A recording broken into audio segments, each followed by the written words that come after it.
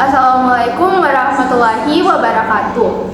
Yang terhormat Bapak Dr. Suwito, SE, MSI, AK, CSRS, CSRA, selaku dosen pengampu pada mata kuliah metodologi penelitian.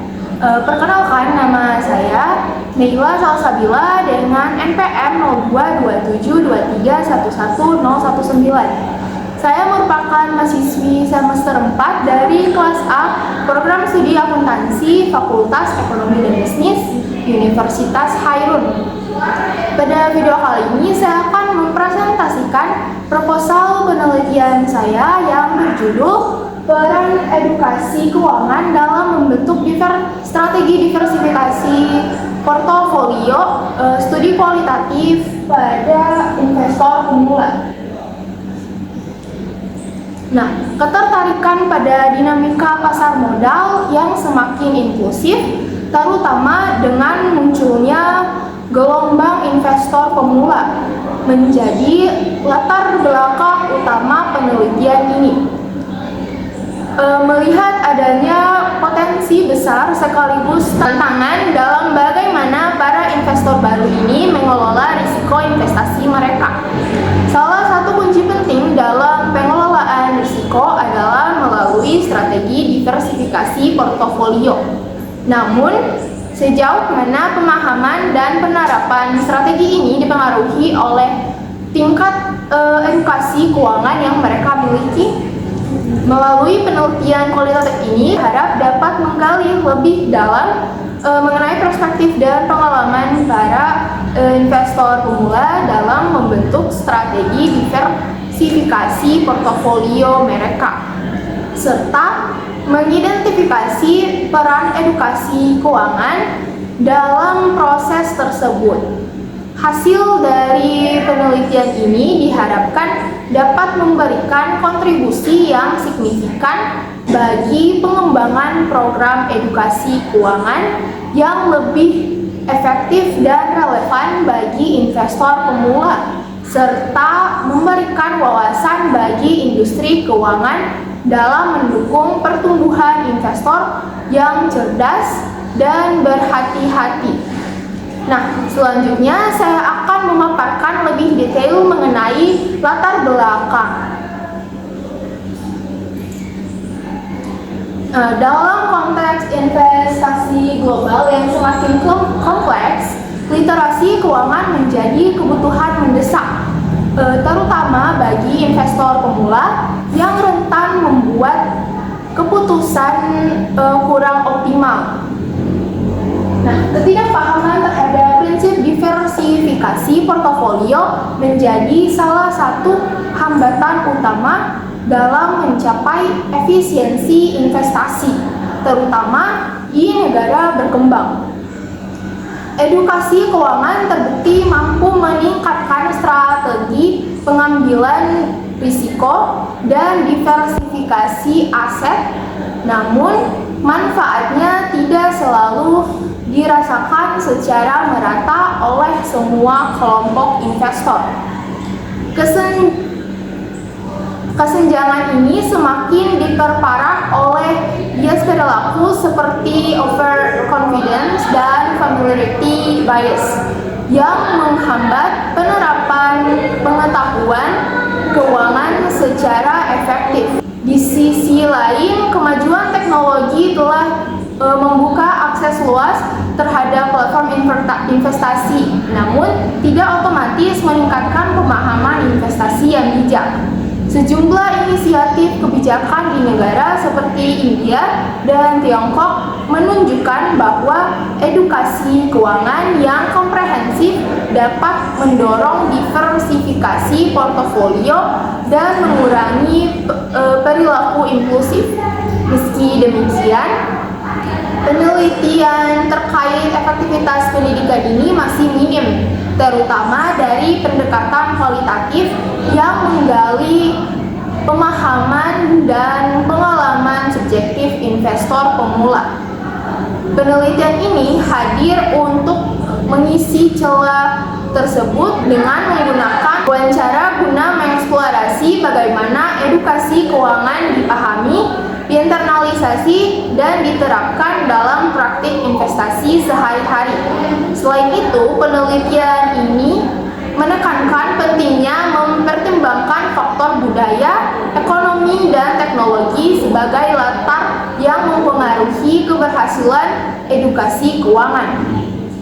Dengan demikian, studi ini menawarkan kontribusi praktis dan teoritis dalam merancang program edukasi yang lebih inklusif dan kontekstual bagi investor pemula. Berikutnya yaitu mengenai fokus penelitian.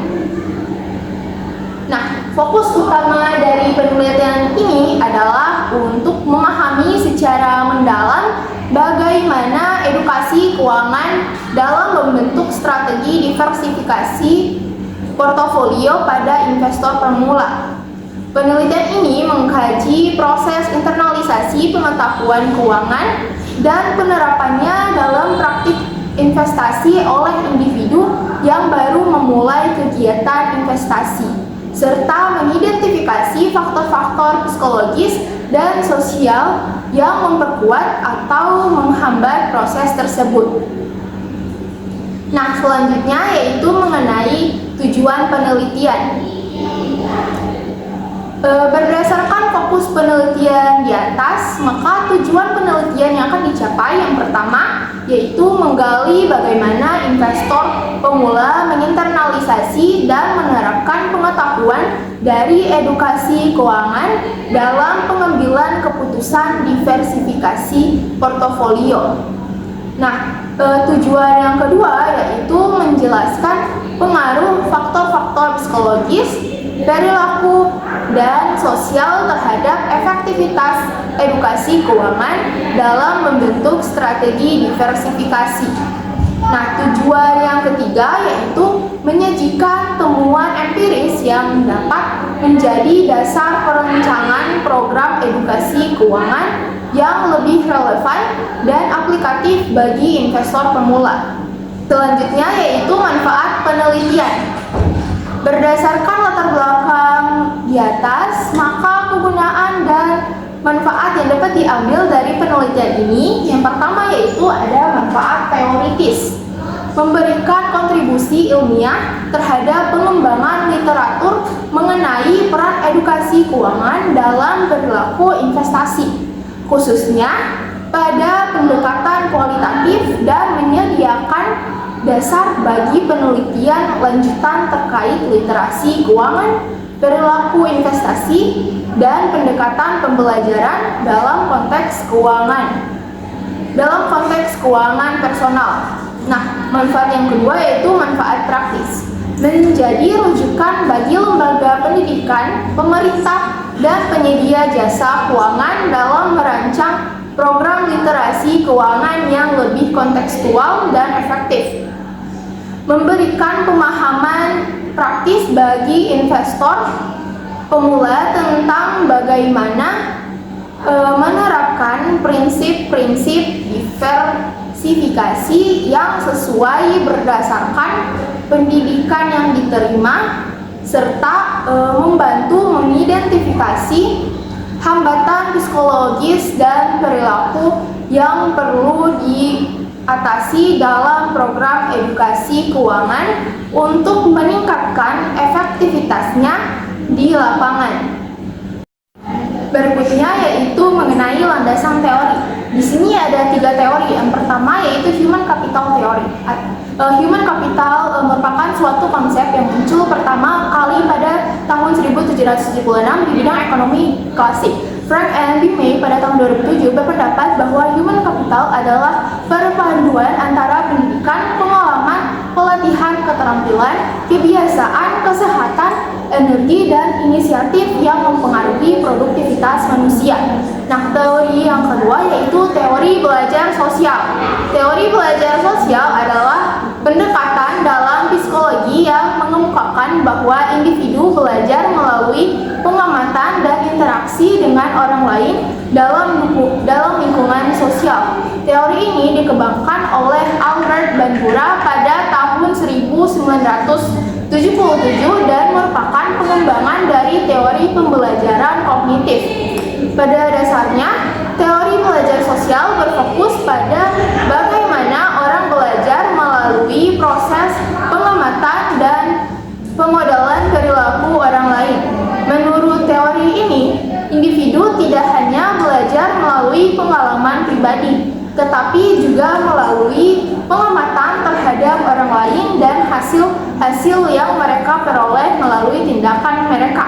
Nah, teori ketiga yaitu teori perilaku terencana. Atzen pada tahun 1901 mendefinisikan teori perilaku terencana atau Theory of Planned Behavior, sering disebut sebagai TPB, sebagai sikap dan reaksi yang timbul dari rumah tangga. Karena teori ini menggambarkan 3 unsur utama, yaitu kecenderungan sikap seseorang yang memberikan nilai positif atau negatif terhadap suatu masalah yang dihadapi.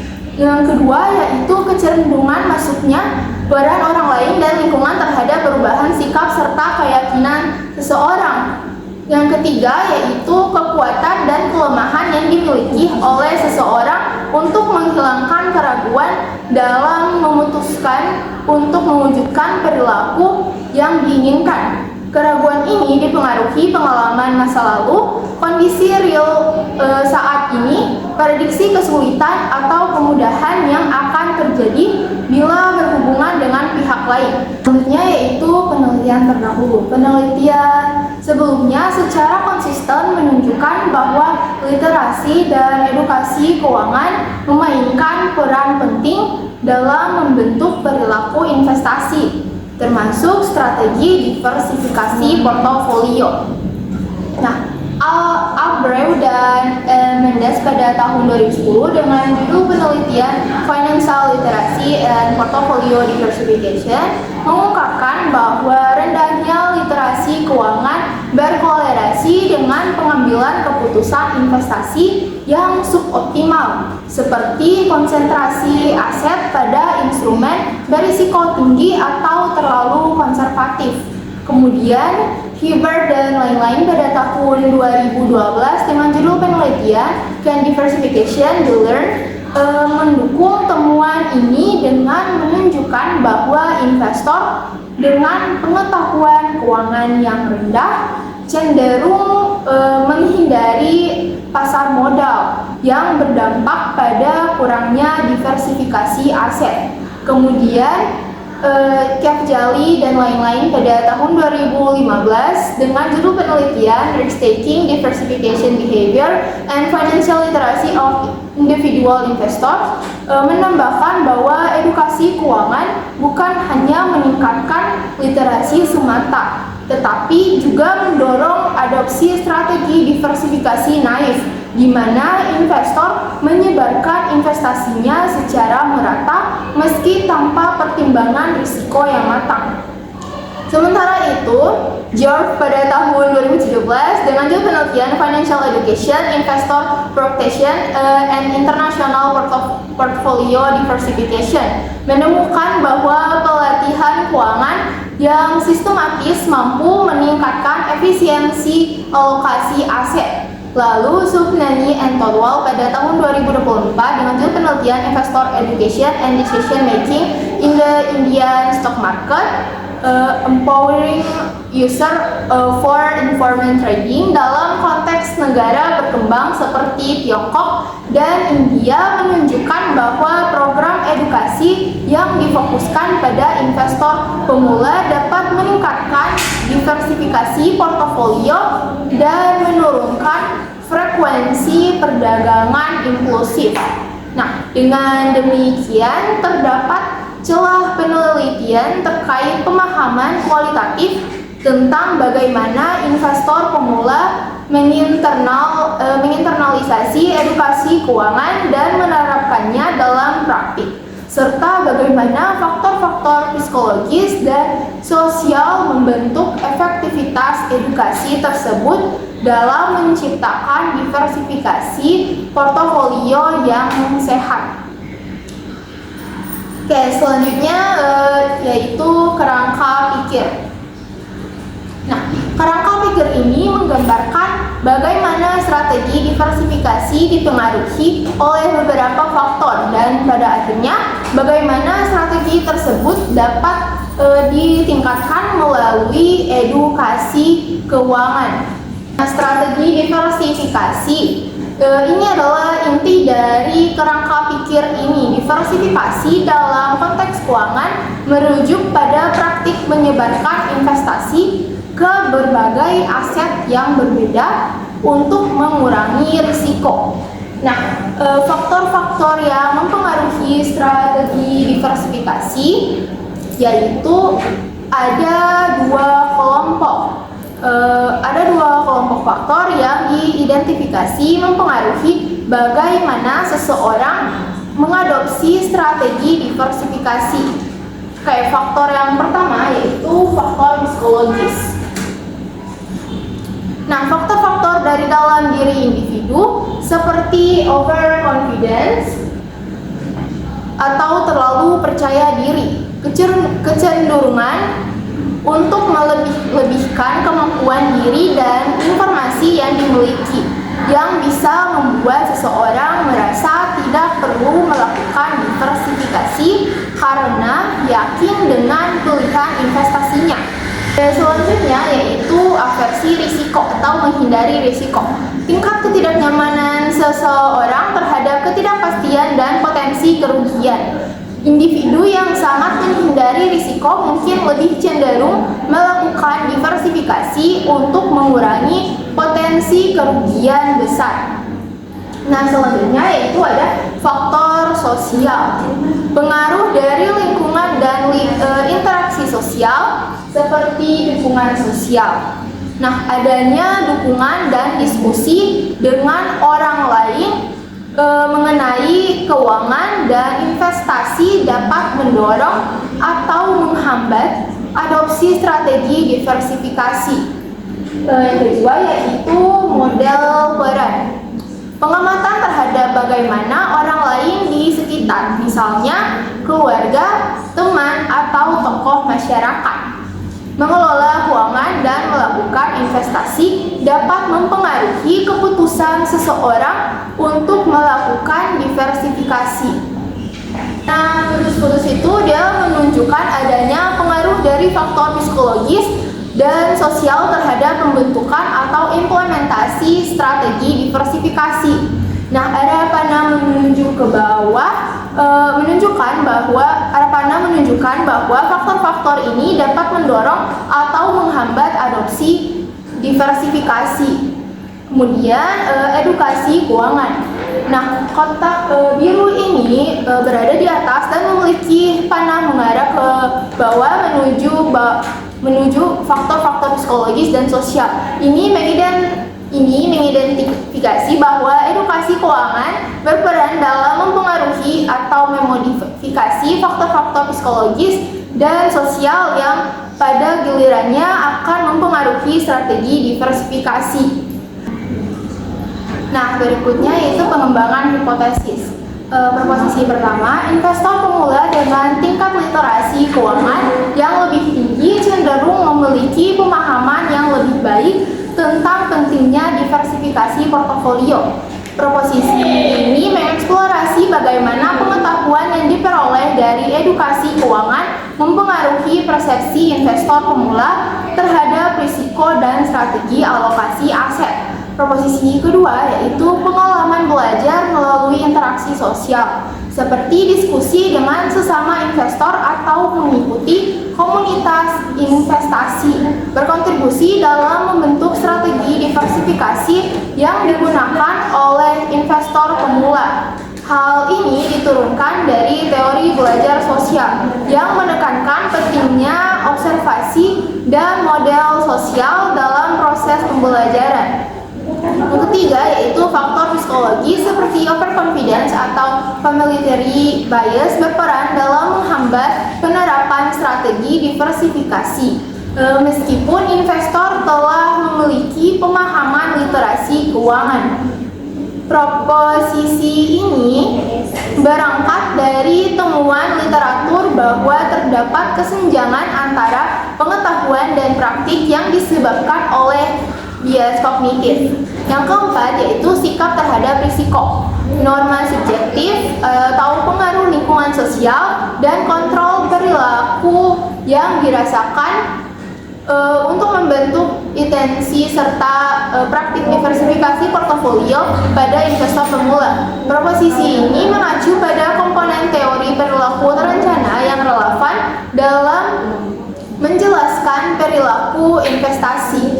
Yang kelima yaitu internalisasi pendidikan keuangan yang terjadi melalui proses yang tidak hanya kognitif tetapi juga dipengaruhi oleh nilai, pengalaman pribadi, dan konteks sosial budaya.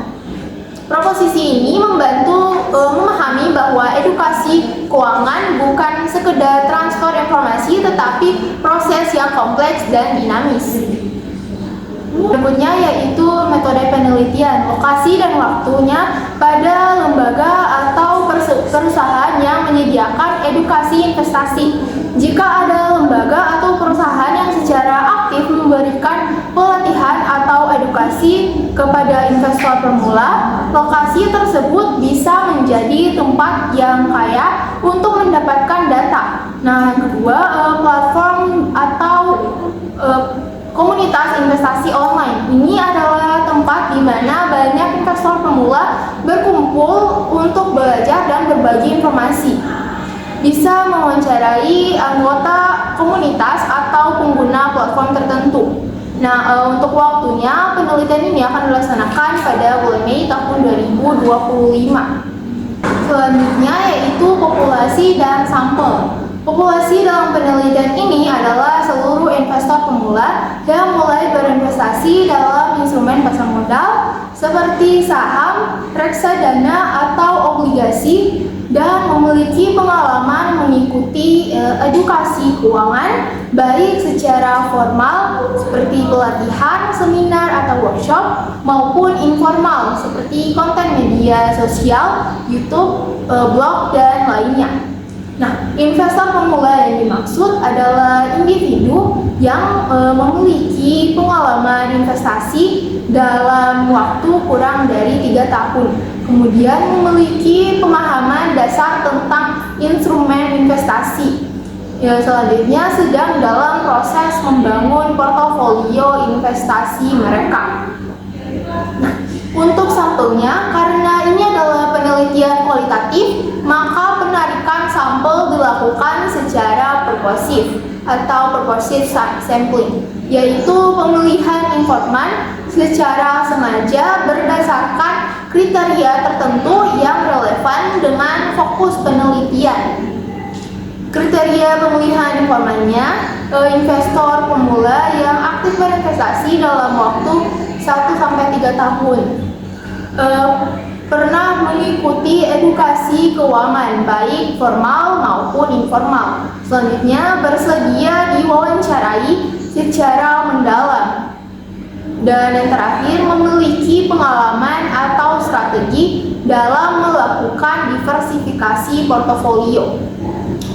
Jumlah informan tidak ditentukan secara pasti di awal, melainkan akan bergantung pada prinsip saturasi data atau data saturation, yaitu saat wawancara tidak lagi menghasilkan informasi baru yang relevan. Nah, yang berikutnya yaitu jenis dan sumber data. Penelitian ini menggunakan pendekatan kualitatif dengan jenis penelitian studi kasus. Pendekatan ini dipilih karena memungkinkan peneliti untuk memahami secara mendalam pengalaman subjektif investor pemula dalam menerapkan edukasi keuangan terhadap strategi diversifikasi portofolio. Studi kualitatif juga memungkinkan eksplorasi atas dinamika psikologis dan sosial yang tidak dapat terungkap melalui metode kuantitatif.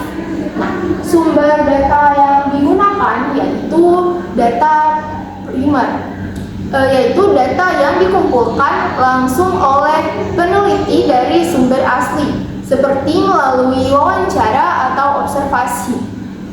Nah, berikutnya yaitu teknik pengumpulan data. Data dalam penelitian ini dikumpulkan melalui dua teknik utama, yaitu pertama, wawancara mendalam atau in-depth interview. Wawancara semi terstruktur akan digunakan untuk menggali pemahaman dan persepsi peserta mengenai topik-topik terkait dengan edukasi keuangan, diversifikasi portofolio, dan bagaimana keduanya saling mempengaruhi dalam keputusan investasi mereka.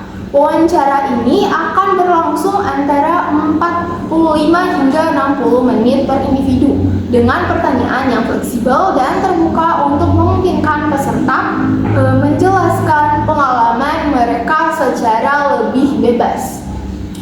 Teknik yang kedua yaitu observasi partisipatif. Peneliti akan melakukan observasi terhadap peserta saat mereka terlibat dalam kegiatan yang berkaitan dengan investasi, seperti sesi edukasi keuangan atau kegiatan investasi langsung. Observasi ini bertujuan untuk menangkap dinamika nonverbal dan interaksi sosial yang mungkin tidak tercakup dalam wawancara. Nah, selanjutnya yaitu model analisis data. Model analisis data dalam penelitian ini menggunakan pendekatan Miles and Huberman pada tahun 1994 yang terdiri atas 3 tahapan utama, yaitu reduksi data, penyajian data, dan penarikan atau kesimpulan atau verifikasi.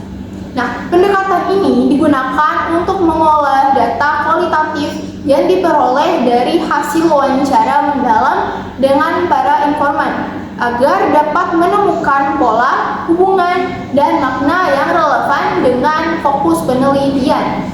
Nah, yang pertama yaitu reduksi data atau data reduction. Reduksi data adalah proses penyederhanaan dan pemilahan data mentah dari lapangan agar lebih terorganisir dan fokus pada isu yang diteliti. Dalam tahap ini, peneliti mentranskrip hasil wawancara secara verbatim, menandai atau memberi kode pada bagian-bagian penting dari narasi informan, dan mengelompokkan data berdasarkan tema seperti jenis edukasi keuangan, pengalaman belajar investasi, strategi diversifikasi portofolio, dan tantangan sebagai investor pemula. Nah, yang kedua yaitu penyajian data atau data display. Data yang telah direduksi kemudian disajikan dalam bentuk yang sistematis. Pasar mempermudah dalam melihat pola dan hubungan antar kategori. Penyajian data dilakukan dalam bentuk yang pertama, narasi deskriptif berdasarkan tema. Yang kedua, tabel kategori tematik. Yang ketiga, kutipan langsung dari informan yang representatif terhadap temuan. Nah, penyajian ini membantu peneliti memahami konteks serta dinamika yang terjadi pada setiap informan terkait pengaruh edukasi keuangan terhadap praktik diversifikasi portofolio mereka. Nah, yang ketiga yaitu penarikan kesimpulan dan verifikasi. Nah, setelah data disajikan, peneliti mulai menarik kesimpulan berdasarkan pola atau temuan yang muncul. Namun, proses ini bersifat dinamis karena dilakukan secara interaktif dan berulang. Dengan yang pertama, verifikasi melalui member checking atau mengonfirmasi hasil kepada informan. Yang kedua yaitu pengecekan silang antar data dan sumber atau triangulasi. Nah, yang ketiga, refleksi kritis oleh peneliti untuk menghindar bias. Kesimpulan akhir merupakan hasil dari proses penafsiran data secara mendalam yang menjawab fokus penelitian mengenai bagaimana edukasi keuangan mempengaruhi strategi diversifikasi portofolio pada investor pemula. Nah, selanjutnya yaitu mengenai teknik analisis data. Data yang terkumpul akan dianalisis menggunakan analisis tematik. Proses analisis dilakukan dengan langkah-langkah. Yang pertama, transkripsi data. Jadi, semua wawancara yang dilakukan akan ditranskripsikan verbatim untuk mendapatkan data yang akurat dan lengkap. Yang kedua yaitu coding. Peneliti akan melakukan coding data dengan menandai bagian-bagian yang relevan dengan tema-tema tertentu terkait dengan edukasi keuangan dan diversifikasi portofolio. Nah, yang ketiga yaitu penyusunan tema. Setelah coding, data akan dikelompokkan menjadi tema-tema utama yang mencerminkan pengalaman dan pandangan partisipan. Tema ini akan dianalisis untuk mengidentifikasi pola-pola yang berkaitan dengan pengaruh edukasi keuangan terhadap strategi diversifikasi portofolio. Yang keempat, interpretasi. Peneliti akan menginterpretasikan hasil analisis untuk menjawab pertanyaan penelitian dan menarik kesimpulan mengenai peran edukasi keuangan dalam membentuk strategi diversifikasi portofolio investor pemula. Nah, selanjutnya yaitu uji keabsahan data. Untuk menjamin keabsahan data dalam penelitian ini, peneliti menggunakan pendekatan dari Lincoln and Guba pada tahun 1985 yang mencakup kriteria utama, yaitu pertama, kredibilitas atau credibility, untuk memastikan bahwa data mencerminkan pengalaman nyata para informan. Pertama, peneliti melakukan member checking, yaitu meminta partisipan memverifikasi kembali hasil wawancara atau interpretasi peneliti terhadap pernyataan mereka. Yang kedua, peneliti juga melakukan triangulasi sumber dengan membandingkan data dari wawancara observasi dan dokumen atau media edukasi keuangan yang diikuti informan. Nah, ketiga, selain itu, prolonged engagement diterapkan melalui komunikasi intensif dengan informan agar membangun kepercayaan dan penggalian data yang lebih dalam. Nah, uji kedua yaitu uji transferabilitas. Agar hasil penelitian dapat dipertimbangkan untuk diterapkan pada konteks lain, yang pertama, peneliti memberikan deskripsi mendalam atau deep description mengenai latar belakang informan, konteks edukasi keuangan yang mereka ikuti, serta strategi investasi yang mereka terapkan. Nah, uji ketiga yaitu dependabilitas atau dependability. Untuk menjamin konsistensi dalam proses penelitian, peneliti harus mendokumentasikan seluruh proses secara sistematis melalui audit trail, termasuk catatan wawancara, transkrip coding, coding data, dan proses analisis. Nah, uji keempat yaitu konfirmabilitas. Untuk menjamin bahwa data dan temuan tidak dipengaruhi oleh bias peneliti harus menyimpan semua catatan, refleksi, keputusan selama proses analisis, dan dokumentasi hasil sebagai bentuk refleksivitas dan keterlacakan data. Nah, itu dia hasil dari presentasi proposal penelitian saya yang berjudul Peran Edukasi dalam Membentuk Strategi Diversifikasi Portofolio Studi Kualitatif pada Investor Pemula.